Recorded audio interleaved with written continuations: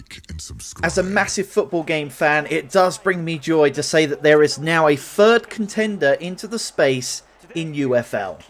EA Sports FC's erratic game updates has put spotlight on the franchise, on an ever-beleaguered fan base who are simply crying out for more, whilst EA themselves care only about the Ultimate Team cash grab. UFL is a free-to-play football game, so one could argue it's more competing against Konami's eFootball 2024, and arguably that game is having an upturn in fortune after years of dross. But again, long-time fans want a Master League game mode, and there's no signs of getting it. So how does UFL match up to both of these titles? Clearly it feels more FIFA than eFootball, but actually has a feel right now that only hardcore soccer game players could hark back to.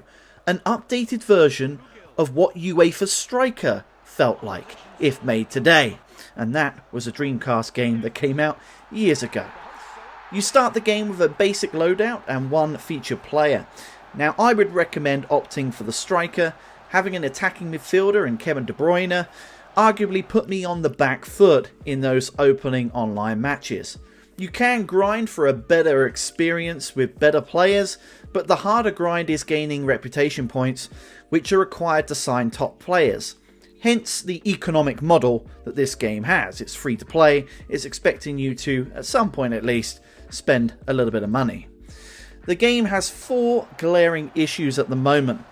Goalkeepers currently are too strong, sprinting animations are too wayward, collision detection is dubious at times, and long through ball passes are way too successful. If these 4 issues can be remedied though, we've got a pretty solid football game on our hands here. Graphics are perfectly adequate, commentary isn't the worst we've heard, and the sounds and atmosphere are quite palatable. For a studio finding its feet, it's an extremely solid effort, and it's already a much better experience than some of the third-party attempts of the past. I mean, the less said about pure football by Ubisoft, the better. UFL could clip at the heels of Konami's eFootball market share here when it finally releases, if it can work out those kinks. Now, I've put the 3 games side by side so you can see how they play and look against each other and how it competes.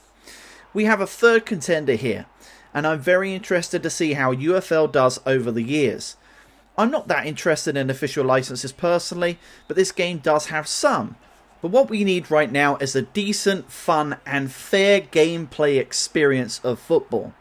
Hopefully UFL can bring that. At the moment, most goals I've conceded have felt more down to mechanical issues than my own fault, and I really hope that changes. That's my open beta impressions. I recommend giving the game a spin once it releases, and we'll let you know on Eternal Backlog when it does. Ciao for now. Like and subscribe.